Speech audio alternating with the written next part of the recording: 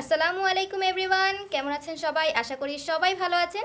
আজকে আমি আপনাদের সামনে আবারও হাজির হয়ে গেছি নতুন আরেকটি রেসিপি নিয়ে। আজকে আমি আপনাদেরকে দেখাবো খুব কম উপকরণে কিভাবে খুব সহজেই ঘরে থাকা জিনিস দিয়ে তৈরি করে নিতে পারবেন পিৎজা। তো চলুন দেখে নিই বাকি প্রস্তুত প্রণালী।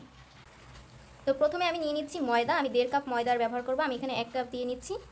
এখানে আমি আরও দিয়ে দিচ্ছি আধা কাপ ময়দা। এখন এর সাথে আমি অ্যাড করে দেব লবণ। এখানে আমি স্বাদ মতো লবণ দিয়ে নিচ্ছি। আপনারা যে যেমন খান সেই অনুযায়ী দিয়ে নেবেন। এই দুটো মিশ্রণকে আমি ভালোভাবে একটু মিক্সড করে নেব। তো দেখতে পাচ্ছেন আমি এখানে কুসুম গরম পানি নিয়ে নিয়েছি, আর এটা আমি নিয়ে নিয়েছি হাফ কাপ। এর মধ্যে আমি অ্যাড করে দিয়েছি 1 চা চামচ চিনি। আর এখন আমি দিয়ে দেব এর মধ্যে আরও অ্যাড করে দিচ্ছি হাফ চা চামচ ইস্ট। এখন দিয়ে ভালোভাবে একটু দুটো মিশ্রণকে মিক্সড করে নেব।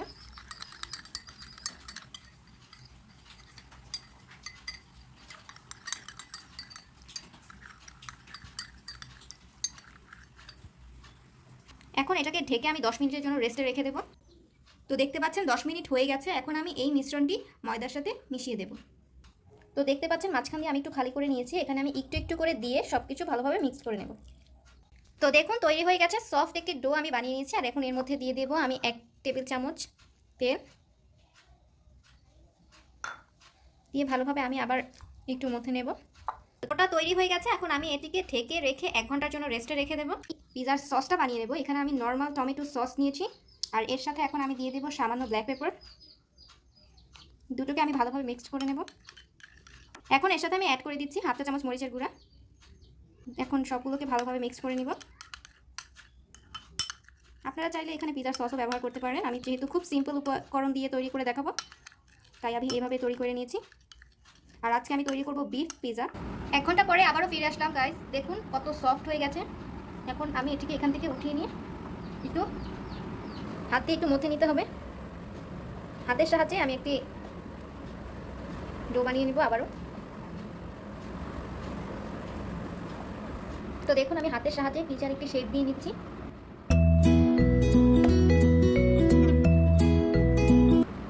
এভাবে করে আমি পিৎজার একটি শেপ দিয়ে নিব। তো আজকে আমি এই পিৎজাটি এই ননস্টিকের প্যানে তৈরি করব। আমি এখানে একটু তেল দিয়ে নিয়েছি, আর তেলটা একটু ব্রাশ করে নিচ্ছি। আমি হাত দিয়েই করছি, আপনারা ব্রাশের সাহায্যেও চাইলে করে নিতে পারবেন।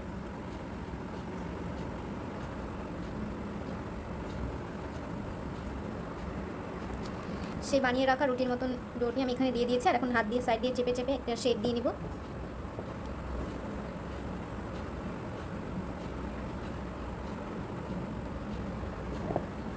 তো দেখুন বানিয়ে নিচ্ছি। এখন একটি কাঁটা চামচের সাহায্যে আমি এভাবে করে একটু ফুটো করে নেব, যাতে সব মশলাগুলো ভিতরে ঢুকে। এর মধ্যে এখন আমি দিয়ে দিচ্ছি সেই বানিয়ে রাখা সসটি। এভাবে করে ছড়িয়ে দিচ্ছি।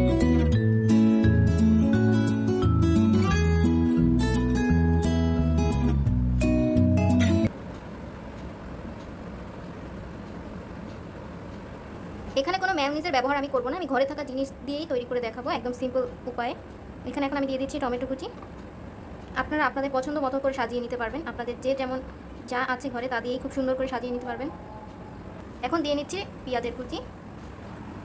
এখানে আমি মরিচকে 2 ভাগে ভাগ করে কেটে নিয়েছি। এখন মাঝখান দিয়ে বিচিগুলো ছাড়িয়ে নিয়েছি। এখন সেগুলো দিয়ে দিচ্ছি। আপনারা ক্যাপসিকাম দিয়েও করতে পারেন। এখন এর মধ্যে অ্যাড করে দেবো বিফ। আর এই বিফটা আগের দিনে রান্না করা। সবগুলো বিফ আমার দিয়ে দেওয়া হয়ে গেছে। এখন এর উপর আমি দিয়ে দেবো চিজ। তো আমি চিজ দিয়ে নিয়েছি। আর আপনার বাসায় যদি চিজও না থাকে দেন একটা হোয়াইট সস বানিয়ে এটার উপরে দিয়ে দিতে পারবেন। এটা আপনি আপনার ইচ্ছা মতো করে বানিয়ে নেবেন। এখন আমি এটাকে চুলায় বসিয়ে দেবো।